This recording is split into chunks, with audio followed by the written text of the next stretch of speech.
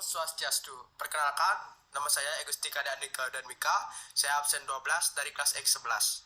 Perkenalkan, saya Muhammad Lutfi Risman, absen 31 dari kelas X11. Di sini kami akan mempresentasikan materi multitasking. Apa sih multitasking itu? Multitasking adalah istilah teknologi informasi yang mengacu kepada sebuah metode di mana banyak pekerjaan atau dikenal juga sebagai proses diolah dengan menggunakan sumber daya GPU yang sama.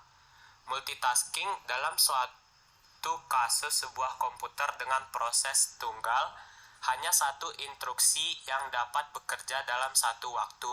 Berarti bahwa CPU tersebut secara aktif mengolah instruksi untuk satu pekerjaan tersebut.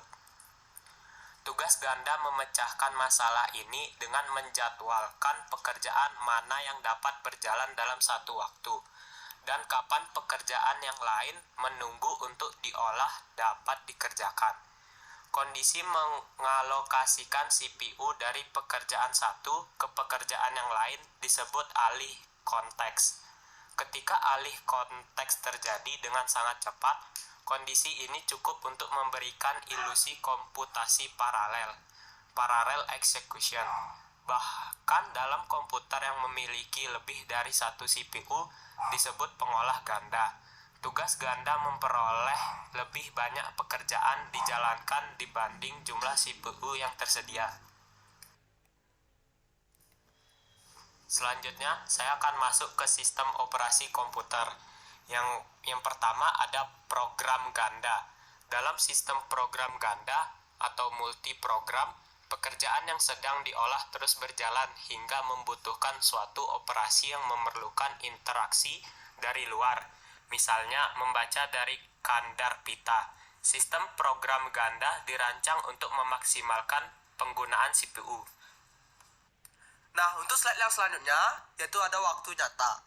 Dalam sistem waktu nyata atau real time, beberapa program yang sedang menunggu dijamin untuk mendapatkan pengolahan dari CPU ketika interaksi luar terjadi.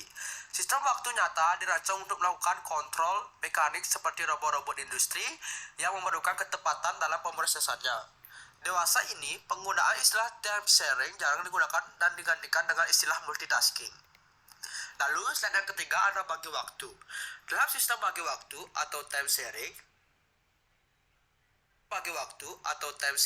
pekerjaan yang sedang diolah diharuskan melepaskan kerja CPU, baik secara sukarela atau dari interaksi luar, seperti interupsi, perangkat, atau keras. Sistem bagi waktu dirancang untuk memperbolehkan beberapa program seolah diproses secara bersamaan. Lalu kita akan masuk ke dalam kelebihan dari multitasking. Kelebihan yang pertama yaitu dapat pekerjaan itu lebih cepat selesai, dan yang kedua itu adalah untuk menghemat waktu. Untuk kekurangan dari multitasking sendiri, yang pertama adalah untuk dapat menurunkan performa dan produktivitas, dan yang terakhir adalah dapat berakibat buruk pada tubuh. Sekian presentasi dari kami. Mohon maaf jika ada kesalahan kata. Kami tutup dengan para bersati. Om Santi Santi Santi Om.